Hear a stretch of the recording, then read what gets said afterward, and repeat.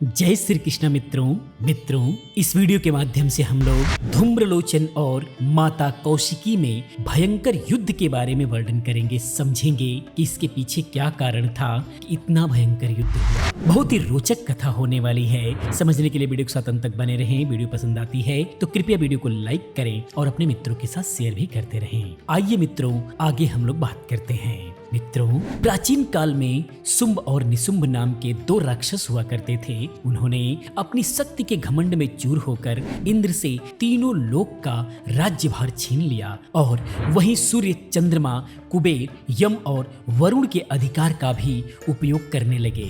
उन दोनों असुरों ने समस्त देवताओं को तिरस्कृत करके स्वर्ग से निकाल दिया। देवताओं की मान्यता समाप्त करके अपने आप को भगवान की पदवी पर विराजमान यह दोनों असुर प्रभु के भक्तों पर अत्याचार करने लगे। वे सबसे यही कहते कि हमारे राज्य में केवल हमारी पूजा होगी और किसी की भी नहीं।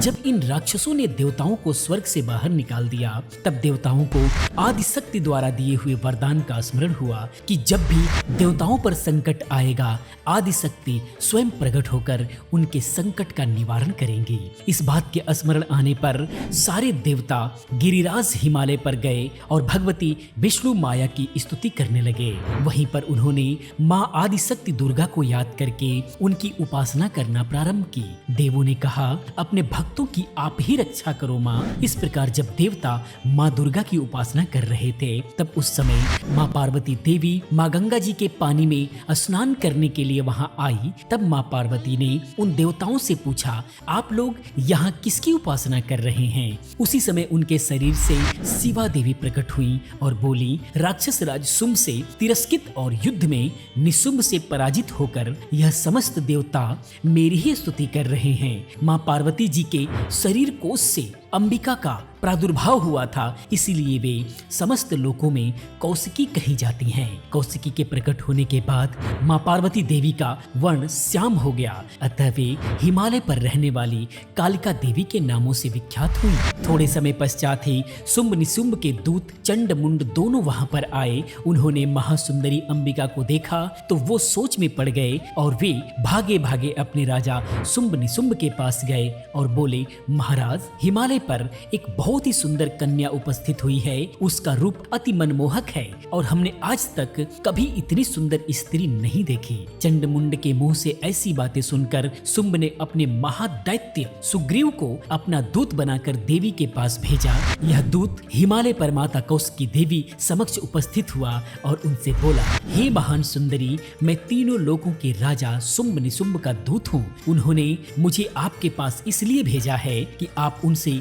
विवाह करके तीनों लोगों की महारानी बन जाएं। उस असुर के मुख से यह बात सुनकर देवी मुस्कुराई और बोली, इसमें कोई संदेह नहीं है कि तुम्हारे राजा तीनों लोगों के स्वामी हैं, किंतु मैंने तो प्रतिज्ञा ली है, उसका क्या होगा? तब दूत बोला, कौन सी प्रतिज्ञा सुंदरी? तब माता ने बोला, जो भी मुझे युद्ध में हराएगा मैं उसी से विवाह करूंगी। यदि तुम्हारे दोनों महाराज मेरे से विवाह करना चाहते हैं तो उनसे कहो कि पहले वो मुझे युद्ध में पराजित करें। देवी के मुख से ऐसी बातें सुनकर दूत बोला, हे देवी, तुम में बहुत अधिक गर्व आ चुका है और मुझे यह भी लगता है कि शायद तुम्हारी बुद्धि भी काम नहीं कर रही है।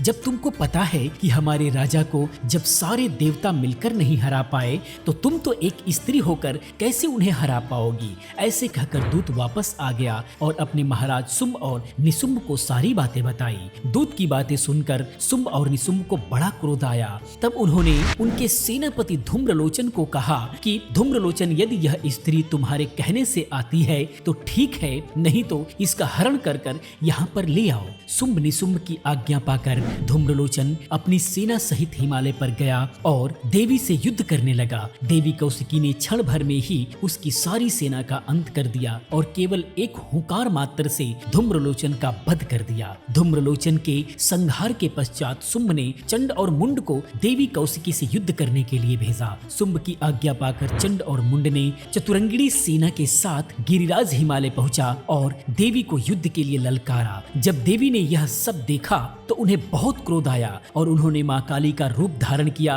देवी काली अपनी भयंकर गर्जना से समस्त दिशाओं को गरजाते हुए बड़े वेग से दैत्यों की उस सेना पर टूट पड़ी और क्षण भर में चंड मुंड और उनकी सारी सेना का अंत कर डाला। जब चंड और मुंड की मृत्यु की खबर दैत्यराज शुंभ और निशुंभ को मिली तो उन दोनों को बहुत क्रोध आया और उसने अपने सारे सेनापति और सेनाओं को लेकर मां कौशिकी से युद्ध करने के लिए निकल पड़ा। देवी कौशिकी पहले से ही क्रोध से भरी पड़ी हुई थी। जब देवी ने शुंभ और निशुंभ को अपनी सेना के साथ आते देखा तो देवी कौशिकी ने अपनी शक्तियों से आसमान में शुंभ की सेना पर वारों की वर्षा कर दी। युद्ध में अपनी सेना को परास्त होता देख शुंभ बहुत चिंतित हुआ और उसके बाद शुंभ निशुंभ और देवी कौशिकी के बीच भयंकर युद्ध छिड़ गया। देखते देखते यह युद्ध इतना भयंकर हो गया कि पाताल लोक से देव लोक तक हाहाकार मच गया। शुंभ और निशुंभ ने अपनी समस्त शक्तियों के साथ देवी पर कई सारे प्रहार किए, परंतु महादेवी कौशिकी ने उन सभी प्रहारों को विफल कर अपने एक ही वार से शुंभ निशुंभ को अचेत कर दिया। निशुंभ को कुछ चेतना आने पर वह महादेवी पर वार करने के लिए दौड़ा, परंतु महादेवी ने उसे अपने दिव्य त्रिशूल से उसके छाती को विंध डाला और वहीं उसकी मृत्यु हो गई। अपने भाई का वध देखकर शुंभ भयभीत हो गया और देवी कौशिकी पर दिव्यास्त्रों से प्रहार करने लगा। देवी कौशिकी ने दिव्यास्त्रों से शुंभ के समस्त अस्त्रों को एक एक करके काट डाला। ऐसा होने के बाद शुंभ ने बड़े वेग से देवी पर मुक्के से प्रहार किया और देवी ने हाथ से शुंभ पर प्रहार किया। देवी के प्रहार से शुंभ पृथ्वी पर गिर पड़ा किंतु पुनः उठकर खड़ा हो गया। फिर देवी कौशिकी ने बहुत देर तक शुंभ के साथ युद्ध करने के पश्चात उसको उठाकर पृथ्वी पर पटक दिया तथा अपने त्रिशूल से उसकी छाती को छेद कर उसे पृथ्वी पर गिरा दिया। देवी के त्रिशूल से घायल होने से उसके प्राण निकल गए। तो ये था धूम्रलोचन और माता कौशिकी के बीच हुए युद्ध की कथा। मित्रों, यह कथा आपको कैसी लगी कृपया कमेंट में जरूर बताएं। इसी प्रकार की तमाम वीडियोस को देखने के लिए चैनल को सब्सक्राइब करें, चैनल के साथ बने रहें क्योंकि इस टाइप की तमाम वीडियोस में लेकर के आता रहता हूँ। मैं मिलता हूँ नेक्स्ट किसी और अच्छी इन्फॉर्मेटिव वीडियो के साथ में। मैं मिलता हूँ नेक्स्ट किसी और रोचक कथा के साथ में। पूरी वीडियो देखने के लिए आप सभी का बहुत बहुत आभार।